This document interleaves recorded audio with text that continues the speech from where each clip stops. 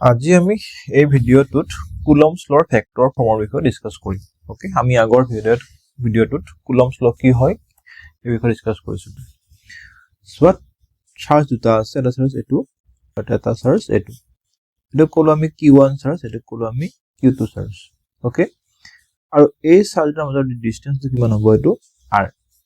এতিয়া এই ফোৰ্স দিব এটা চাৰ্জ আনটোৰ ওপৰত সেই ফোৰ্সটোৰ মানটো কিমান হ'ব number এনেকুৱা 1/4 epsilon naught q1 q2 কিমান হ'ব r স্কয়াৰ এটোই আছিল কুলম্বছ ল এতিয়া আমি যে ফোৰ্স পালো f ফোৰ্স মানে কি হৈছে এটা ফেক্টৰ কোয়ান্টিটি ফোৰ্সটো কি হৈছে এটা ফেক্টৰ কিব কোয়ান্টিটি তো ফেক্টৰ কোয়ান্টিটি হলে হলে তো কি থাকিব ম্যাগনিটিউড এজ ওয়েল এজ কি থাকিব তাৰ ডাইৰেকশনটো কি হ'ব থাকিব এতিয়া এই চাৰ্জটোৰ ওপৰত q1 চাৰ্জটোৰ ওপৰত q2 চাৰ্জটোৱে কি দিব ফোর্স দিব কোন ফালে ফোর্স দিব এই ফালে দেখো আমি কি বুলি কম force on charge 1 due to charge 2 তো এনেকৈ হ'ব আৰু q1 চাৰ্জটোৱে q2 চাৰ্জটো কি দিব ফোর্স দিব কোন ফালে দিব এই ফালে হেতু কেনেকৈ হ'ব force on charge 2 due to charge 1 দুটা কি হ'ব এনেকৈ লিখা হ'ব ওকে এতিয়া suppose force on charge 1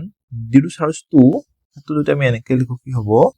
1/4 pi epsilon naught কিমান হ'ব q1 q2 কিমান হ'ব r স্কয়াৰ সকলোতে আমি এনেকৈ লিখি থলে তেতিয়া হলে নহব কিয় এনেকৈ নহব সোৱা ফোৰ্স হৈছে কি হ'ব ফেক্টৰ কোয়ান্টিটি গতিকে তাৰ ম্যাগনিটিউড এজ ওয়েল এজ কি থাকিব তাৰ ডাইৰেকশন থাকিব তো এইখিনি কথাই অকল মাত্ৰ কি বুজাইছে তাৰ ম্যাগনিটিউডহে বুজাইছে ডাইৰেকশন বুজোৱা নাই গতিকে ডাইৰেকশন বুজোৱাৰ কাৰণে আমি কি কৰিব লাগিব এটা ইউনিট ভেক্টৰ ইউজ কৰিব লাগিব এটো কেনেকুৱা হ'ব এনেকুৱাকে r কেপ ওকে আৰু এনেকৈ দিলে নহব কি দিব লাগিব ইয়াতে 2 1 দিব লাগিব আৰু ইয়াতে এনেকৈ কিমান হ'ব ইয়াতো 2 1 দিব লাগিব ওকে কি 2 1 ইয়াত চোৱা এতিয়া এই চাৰ্জটোৰ ওপৰত দিয়া ফোৰ্সটো কোনটো হৈছে force on charge 1 due to charge 2 তো এই চাৰ্জটোৰ ওপৰত ফোৰ্স কোনে দিছে q2 চাৰ্জটোৱে ওকে কি হ'ব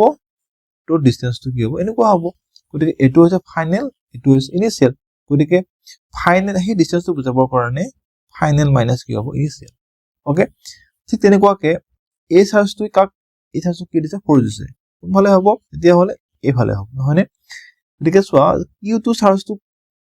q2 চাৰ্জটোৰ ওপৰত ফোৰ্স লাগিছে এই ফোৰ্সটোৰ কাৰণে q2 টু ইনিশিয়াল আৰু q1 টো কি হ'ব ফাইনাল গতিকে তাৰ কাৰণে কিমান হ'ব 1 2 গতিকে তাৰ ডিসটেন্সটো বুজাবৰ কাৰণে কি কৰা হয় এনেকুৱাকে ইউজ কৰা হয় ওকে তেনেকুৱাকে ইয়াতে force on 1 due to force 2 হেতু বুজাবৰ কাৰণে কি কৰা হয় তাৰ ডিসটেন্সটো বুজাবৰ কাৰণে কি হ'ব আমি এনেকৈ ইউজ কৰিছো এইখিনি বস্তুৱে কি বুজাইছে তাৰ ম্যাগনিটিউডটো আৰু এইটো কি বুজাইছে তাৰ ইউনিট ভেক্টৰটো বুজাইছে তো এটা কথা তোমালোকে জানা যে সোৱা যদি a ভেক্টৰ হয় তাৰ কি থাকিব মান থাকে আৰু কি থাকে ডাইৰেকশন থাকে এইটোৱে কি বুজাইছে ডাইৰেকশন a কেপ মানে কি হৈছে ইউনিট ভেক্টৰ আমি কেনেকৈ লিখিব পাৰো তো এনেকৈ আৰু কি হ'ব এটো এনেকৈ এইটো লাইনৰ পৰা আমি এনেকৈ পাইছো সোৱা যদি এটা r ভেক্টৰ হয় r ভেক্টৰ কি থাকিব তাৰ কি থাকিব ম্যাগনিটিউড প্লাস কি থাকিব তাৰ কি থাকিব ডাইৰেকশন থাকিব গতিকে এতিয়া সোৱা কি হ'ব যদি r কেপ হয় লিখিব পাৰো এটো এনেকৈ হ'ব আৰু কি থাকিব এটো এনেকুৱা হয়নে এটা সোৱা যেহেতু ইয়াত এটো কি বুজাইছে ইউনিট ভেক্টৰ গতিকে আমি এনেকুৱা ফৰ্মত লিখিব পাৰো কেনেকৈ লিখিম সোৱা 1/4 pi epsilon naught q1 q2 r 2 1 হয়নে স্কয়াৰ হল এটো সোৱা ওকে এক মিনিট ওকে এবাৰ চাবা কিমান হ'ব এটো r21 এনেকুৱা হ'ব r21 তো ওকে তো আমি এই ফৰ্মটোত আমি এনেকৈ লিখিছো কাৰণ এটো কি হৈছে এটো কি হৈছে ইউনিট ভেক্টৰ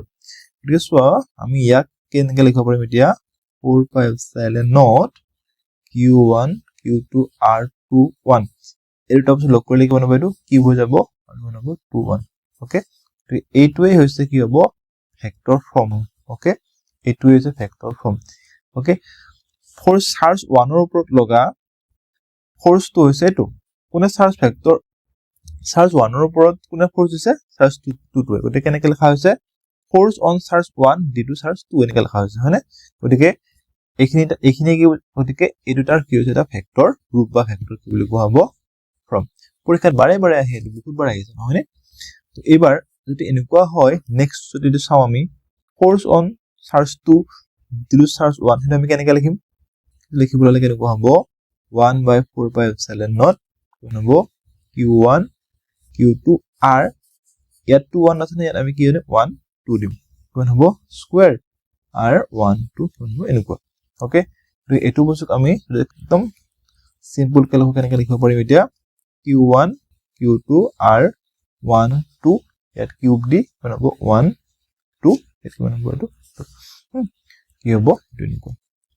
তোমালোকে জানা এনে কাৰ্সিন দিয়া আৰু এনে কেপ দিয়া আমাৰ কি ডিফাৰেন্স আছে দেই হা কাপ যদি এটা এনেকৈ আমি কাৰ্সিন দিও তেতিয়া কিউব হ'ব আৰু যদি এনেকৈ কি দিও কেপ টু দিও তেতিয়াহলে কি হ'ব এটো